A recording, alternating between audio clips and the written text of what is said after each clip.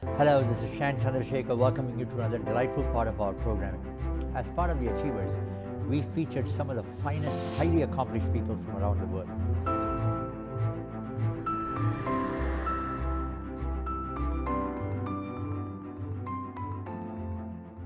We are truly delighted and honored to have in our program today a man of international caliber, a gentleman about whom the entire world of cricket can be so proud of, none other than the world-famous outstanding personality, Sunil Gavaskar. Let's give him a warm welcome.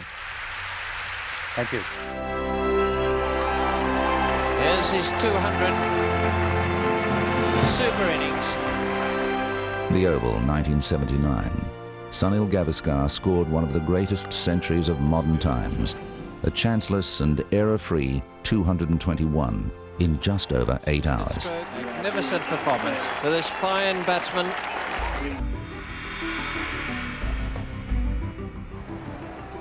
Standing just 163 centimetres or 5 feet 4, Gavaskar built his game around a compact defence and the discipline to take only calculated risks. Sunil, it's an absolute pleasure and an honor to have you in the studio with us. You know, you're a true hero as far as we are concerned on an international basis.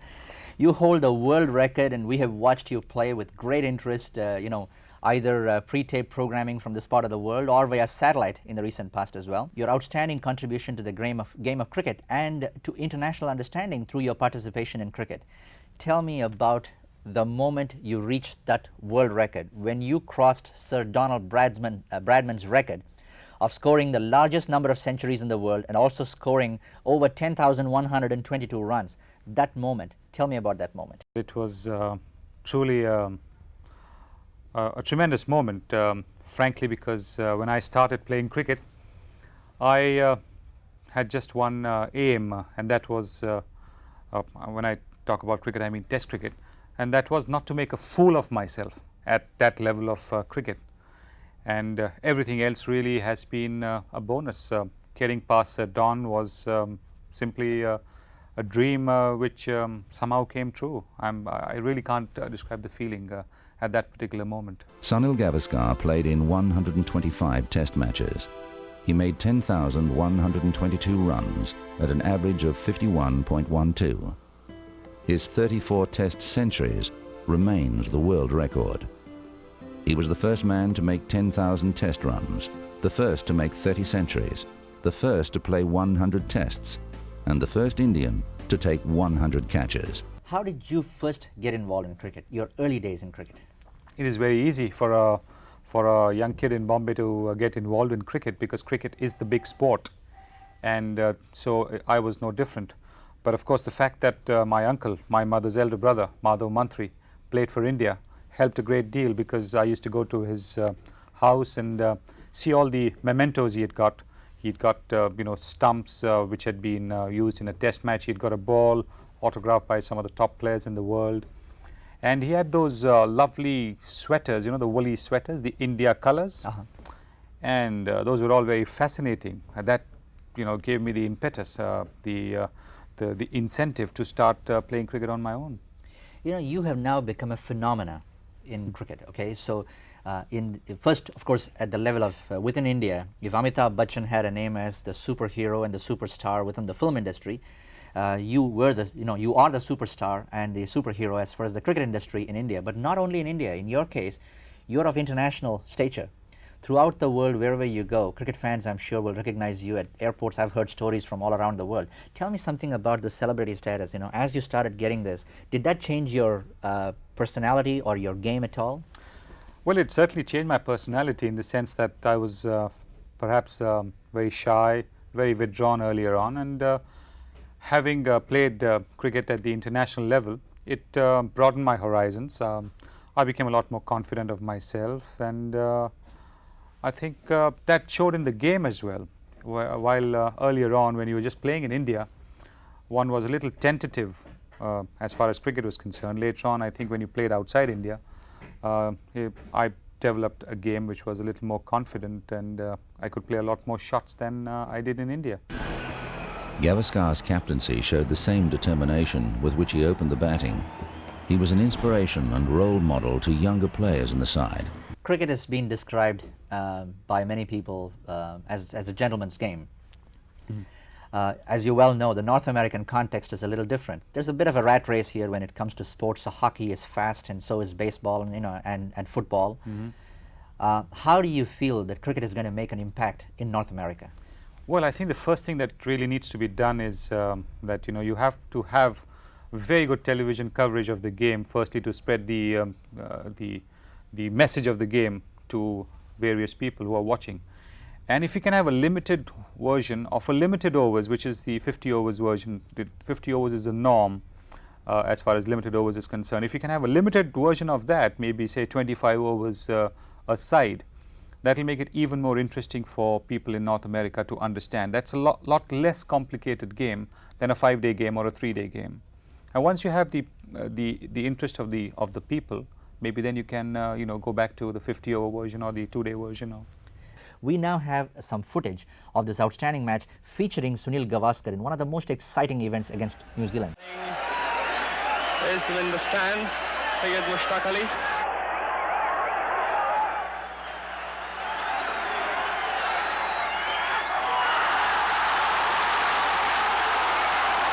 Beautifully flicked away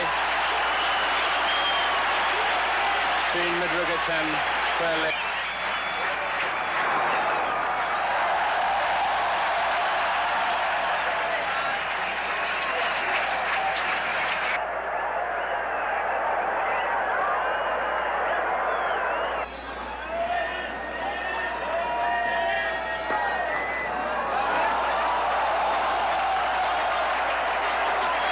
That's some exciting cricket. Tell me something, when you have a partnership of that solid stature, when you're there really going for the runs, when one of them gets out, what kind of pressure does that put on you right away? Well, for a start, you have another partner to take care of, and he's beginning his innings, so you're trying to make sure that he doesn't feel very nervous, and you're trying to get him off the mark. You're trying to instill a bit more confidence in him. With the result, your own game suffers because you become that much more cautious than when you are going well with another partner and is a long partnership. And that's it. Yes. That's Gavaskar's 100. Sunil Manohar Gavaskar becomes only the second Indian to score 100 in World Cup championship. He joins company. He scored 175 against Zimbabwe in the 1983 World Cup. I was a student of Professor Marshall McLuhan. I did my postgraduate studies with him on, in communications, and he mentioned at one time in a classroom that the invention of live television and instant replay on television has revolutionized the world in terms of performers.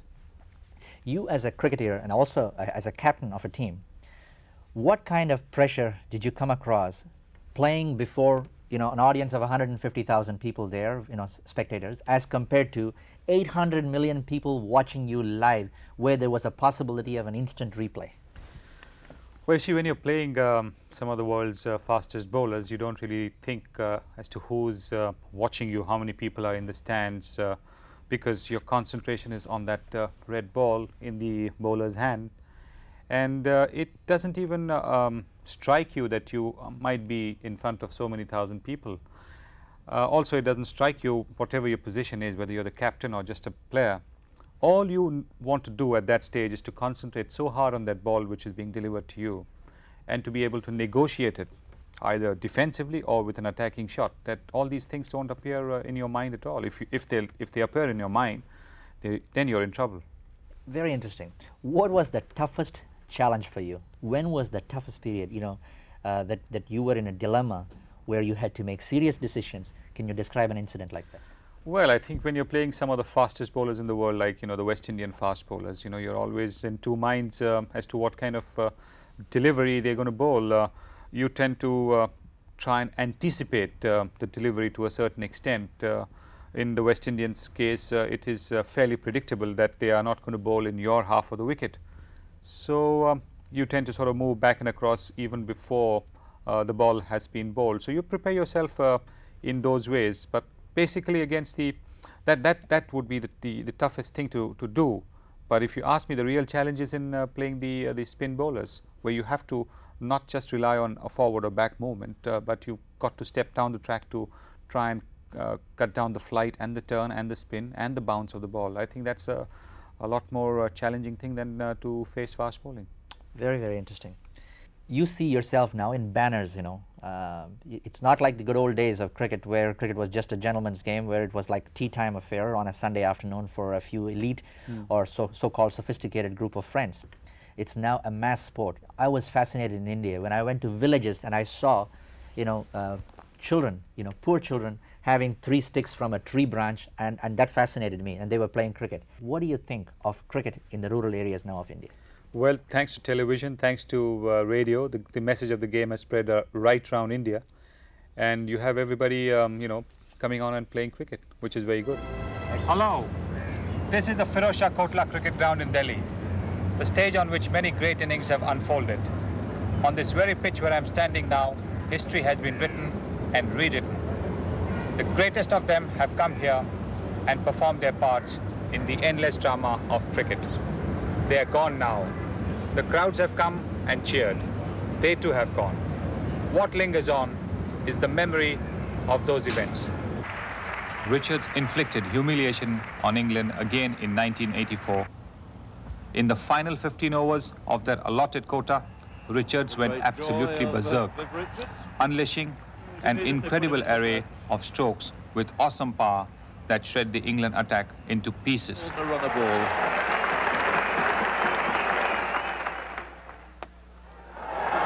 And that means that's gone a magnificent 6 right over the top. When the West Indian innings closed at 272 for 9, Richards' contribution was 189 not out. That innings of Vivian was one of the best that I have seen and is etched in my memory forever. In the face of such a commanding performance, England surrendered at 168. This was a case of Vivian Richards single-handedly thrashing England. If there ever was a match winner, here is one. If Viv Richards is all macho power, then Zahir Abbas of Pakistan is all grace. Zed, as he is affectionately called, is a batsman of rare quality. He has run hunger, immense concentration, and the technique to go after the best of bowlers. And he does so in style. And that is punched past extra cover. Is it going to cross the line? 4 runs. That's his 100. Well played, Zahir Abbas. 100 not out. First 100 at the National Stadium, Karachi. In the 1970s, the one shot that one could call exclusively or almost exclusively Vishwanath's was the square cut. The square cut has got Vishy a lot of runs. He seems to have some special preference for this shot, so much so that he tends to play it at times to deliveries not always suited for square cutting. The result is that he has only about 14 centuries in tests.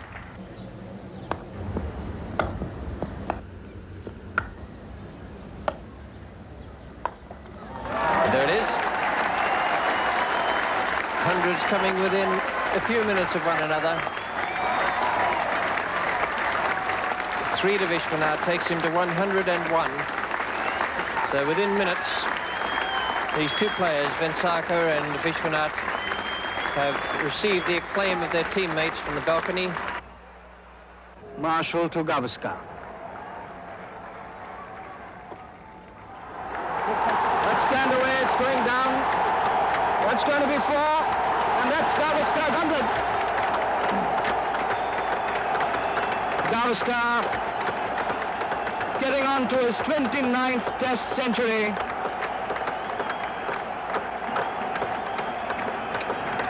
His 12th century against the West Indies, and he equals Sir Donald Bradman's record of 29 Test hundreds. A standing ovation from all present here. When you were waving from that audience there, apparently you were waving to somebody very close to you.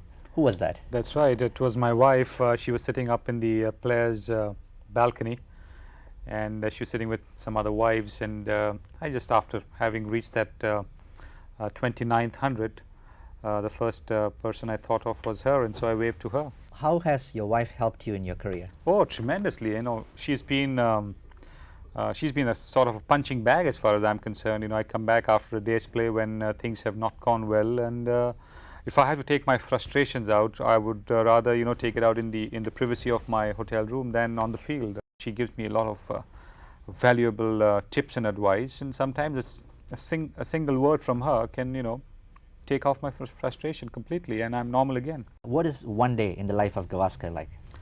Oh, pretty ordinary, I guess. It's you know, I'm working for a public company, and basically I just go there. I do then in the afternoons I have a job as an editor of a magazine, a sports magazine. I go there in the afternoon, so I've got about two or three jobs really, and that keeps me busy. It's not exactly a 9-to-5 thing, but it's still pretty good. It was obviously a logical step for you to take. That sports magazine, has, from what I understand, has taken off very well, I believe. Recently, in one of my trips, I picked it up at Taj Mahal Hotel in Bombay, and it was gone by the time I got to the stand downstairs at the at the lobby. Tell me about your interest in the magazine. What do you think of the future of the sports magazine? Well, I think it's if produced well and with lots of good articles, I think there is a place for a sports magazine in the country. We already have 3 magazines, and ours is not the number 1. So we have a lot of scope for improvement, and we hope to be able to get close to the number 1 spot, if not the number 1 spot, very soon. Sunil, I wish you all the best, and I it's will been do a that. pleasure having you. Thank you so much.